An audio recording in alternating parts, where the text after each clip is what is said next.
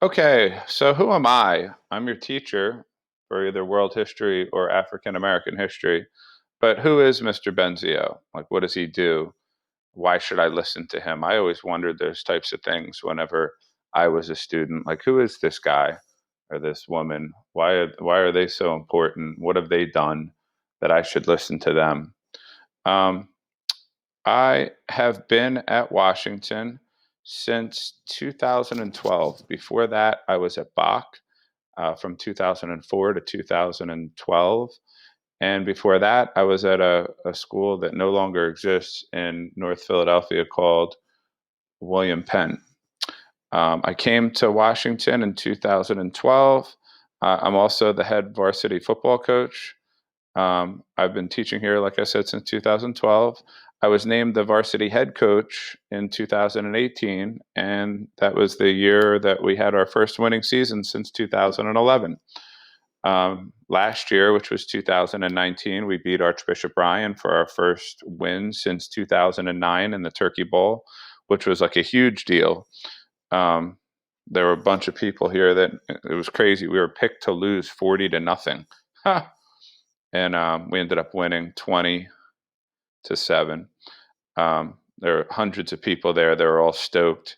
And what was even better than us cheering were all the fans from Archbishop Ryan that weren't saying anything and just filed quietly out of the stadium while we celebrated like it was the Super Bowl. Now, we had a really good young team coming back this year, and we were excited to get started. And the spring was looking good. We worked hard all during the fall into the winter, and then COVID hit and sort of disrupted everything. So right now, we're just in limbo right now, and limbo means that we're not quite sure what's going on. We're hoping that we're going to have our season in the spring, but who knows with this COVID thing? What everybody's scared to death of everything, and nobody wants to make a decision. So this guy right here, this is me. This is Coach Benzio right here. Coach Cohen was the old head coach. He was here for like 30 years before me, and he had really built the program, won a ton of championships. But he retired back in like 2014, and he had come back on Thanksgiving to see the game and was caught up in all the stuff. So I let him talk to the team and share his knowledge with everybody. I am also, in addition to being a teacher and a coach, I'm also a very proud father of two wonderful children. Um, my boy is the oldest; he just turned 12, and his name is Cannon, like the gun, Cannon. My daughter Violet, um, she is very beautiful and quite interesting. Here's them eating some ice cream on one of our vacations in Peru. Cannon just turned 12. He's entering sixth grade. He is an athlete, if ever there was an athlete, but he's also a scholar. This is his Scholar Athlete Award. Very proud of him, as I am with my students and players, and especially my children. They won the Bucksmont Championship last year for Northampton, the Northampton Indians.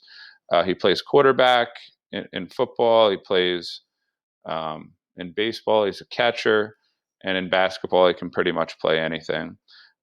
Whether we're just down at the shore relaxing on the boat, or we're over here getting awards, or he's playing on the field, he's always very even keeled, and that's what I like about him. He's never too up, he's never too down.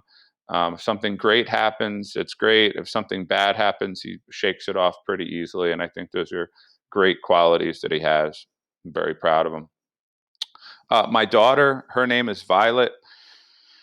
She's 9 years old, and her nickname is the Terrorist. And let me tell you, she's earned that nickname because ever since birth, she has terrorized us, right? Just like she's terrorizing those lobsters right there in the picture. And she's probably terrorizing this horse. She just started taking equestrian lessons. Equestrian means that riding horses. She is an avid lover of animals. If I take this cursor away, you'll be able to see this little um, worm that she rescued in the woods. Out on the boat, she's quite the navigator. She's very musical. She's constantly humming something. and she's always otherwise goofy. She loves to cook, and she loves to get on her mother's nerves. And she's sort of like my little pit bull, because if my wife is ever getting into a fight with me or whatever, I just can unleash Violet on my wife, and she drives her crazy. Two of my former players now play in the NFL. One is Jihad Ward. He's number 53 for the Baltimore Ravens. There's my son, of course, with the Jihad Ward jersey. And Violet, there's Cannon and Violet right there with Jihad. Um, Interesting story. He was a player that played for me at Bach down in South Philly.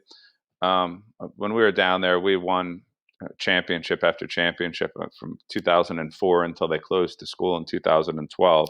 So he was on like three or four of those championship teams. Um, wasn't didn't have the grades to go to college right out of high school. And trust me, a lot of schools wanted him. Oregon, Alabama, Auburn, Penn State, you name it. They were all after him, but he didn't have the grades. So we got him into a junior college, and he spent 2 years in junior college and then ended up getting a scholarship to the University of Illinois. They play in the Big Ten. Went to Illinois for 2 years and got drafted in the second round to the Oakland Raiders. Then the Raiders, after 2 years, traded him. He got injured, and they traded him to the Colts. He played with the Colts for a year, and then the Ravens picked him up about midway through the season, and he got to experience that whole championship run that they went on after that. Very proud of him, and not just for football. One of the things that I'm most proud of him for is how much growth that he made from when I first met him as a ninth grader to graduating from the University of Illinois in 2 years. All right, not many people can do that. He was only at Illinois for 2 years, and he managed to graduate. In fact, whenever he was getting drafted, he didn't go to the draft like most people do, because he wanted to make sure that he took his last final that he needed to graduate from Illinois. So not only is he financially set, because you know now he's a millionaire playing in the NFL, but whenever he's done, he's not going to be able to do that forever. Whenever he's done, he's got a piece of paper that says that he can do just about anything and earn a hefty salary doing that too. So I'm very proud of Jihad, much like my children and my students. The other player that I coach that I'm also very proud of is Sharif Miller. Sharif Miller got drafted to the Eagles last year. He's number 51. He played on their practice squad, but he should be just coming out of Penn State this year. But he left a year early and went into the draft as a junior. And Sharif came to us from Frankfurt, and his GPA was very low, and he really worked hard. I mean, he came for the spring season of his junior year and really worked on his grades, took 4 summer school classes over summer, and really took his GPA from something that wouldn't qualify for college to something that would qualify for college through hard work. Went to the University of Penn State, um, left early in the draft and got drafted as a junior, and he plays for the Eagles still now. Very proud of Sharif and everything that he's done. The day after he was drafted, as you can see right here, he came to our practice and was talking to our kids about taking academics seriously and doing everything that you need to do on and off the field. So I'm really proud of him as well. When I'm not teaching, I absolutely love traveling, as you can see, cryptocurrency, and Fortnite. Those are the three things that you will see me doing whenever I'm not in school. Um, Here's us in Peru. We hiked the Inca Trail. It was a 12-mile trail that leads into Machu Picchu. I think the next picture is Machu Picchu, so I'll click on it. So you hike through the mountains, through this beautiful scenery, and what you finally come to is this, um, which we'll be studying as we study world history. But as a world history teacher, I think that travel is huge. So many people that I was taught by that were history teachers or world history teachers never really went anywhere. So how are you supposed to learn about places from someone who also was not there? I've traveled all over the world. I've been to Italy, like you can see that the places that I posted. Iceland was one of my favorites. Jamaica is a place that we go once every 2 years at least. Germany and Austria, Hungary, England, the Dominican Republic's where I took my honeymoon. Peru was beautiful. That's where this is, right here, Machu Picchu, one of the seven natural wonders of the world. Honduras, the Cayman Islands, which is probably where I'll end up retiring with my cryptocurrency fortune. Belize, which is some of the greatest scuba diving in the world, and Mexico, which it doesn't get much more beautiful than Cancun. This is us at Machu Picchu. It was one of the sacred sites of the Incas and the heart of the Inca Empire. It's where the most elite Incas would go to sort of have a 2 week conference every year, and have the leaders talk to each other and just meditate. And boy, do I wish I lived in one of those houses. But we did have to travel. We did have to hike 12 miles to get there, and most of it is straight uphill. So my daughter Violet, after all that, she's like, "Daddy, we came all this way to see houses that don't even have roofs." And that's a typical thing that Violet would say. Cryptocurrency, right? This is something that I could talk about for hours and hours and hours and hours. But if you've been paying attention to what's going on in the United States, they're just printing dollars because people are out of work, and they're giving free money out to businesses and to people. And the more money that they print, the less your dollar is worth, right? See this thing right here? This is called a Bitcoin. Now, this isn't real. Bitcoins aren't actual things that you can touch and hold. They live within the internet, but they're a store of value, much like gold. Okay, this is another one called Ethereum. And the more dollars that they print, the more that these things become valuable. Okay, back in 2013, um, there was a guy that bought two pizzas for 10,000 Bitcoins, right? Because he didn't think that they were going to be very valuable, right? And today, and that was just 2013. This is 7 years later. 7 years later, if he had those 10,000 Bitcoins, he'd now have $90 million. Huh. So we'll be talking a lot about cryptocurrencies and gold and economics and dollars. But this is my hit list of cryptocurrencies. And if you're into that, start tracking them, because these things will in fact make you a millionaire, especially if you start getting them at your age, 14, 15. My son and my daughter both have cryptocurrency portfolios, and if you can start saving these things up, man, the sky is the limit. You'll rule the world. Bitcoin, Ethereum, Chainlink, Polkadot, Cosmos, Tezos, TrustSwap, and a new one, Chain Games. It allows people that have Chain Games tokens to be able to go onto a game like Fortnite, or one of these other games where you can play against each other. 2K, Madden. By 2021, people will be able to wager Chain Games tokens against each other and gamble. So Chain Games has a huge upside, as do all of these. So cryptocurrency, gold, silver, they're all sort of lumped together. They're the opposite of the dollar. As they keep printing more dollars, your dollars become less, and these things right here become worth more. Bitcoin, back in 2011, you used to be able to get a Bitcoin for $1, $2. Now, as I'm looking at it right now, Bitcoin just crossed $12,000 per Bitcoin, and Ethereum's almost at about 500 per Ethereum. So, in your lifetime, you'll see probably $500 billion Bitcoin. So start accumulating them. You can get them on Cash App, and there's a bunch of other places that you can start accumulating them. But it is a great move.